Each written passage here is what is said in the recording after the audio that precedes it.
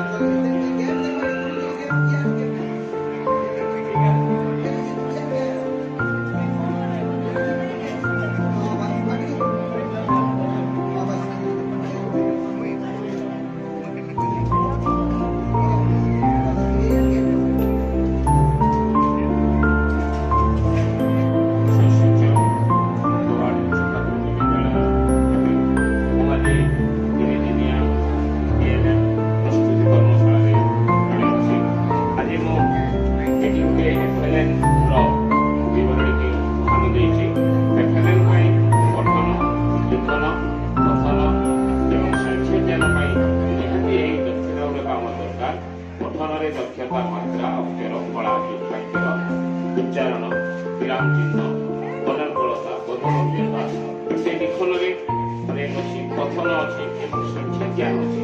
ୟାକୁ ନେଇ ଆମେ ପିଲାମାନଙ୍କ ପାଖରେ DLF ଦ୍ୱାରା କିପରି ସହଜରେ ପହଞ୍ଚାଇ ପାରିବା ଏ ହେଉଛି ଆମର ଲକ୍ଷ୍ୟ ଏବଂ ୟାକୁ ଆମେ ସାକାର କରିବା ପାଇଁ ଆଜି ଏହି ତିନିଦିନିଆ କର୍ମଶାଳାଟି ହେଇଛି। ସେଥିପାଇଁ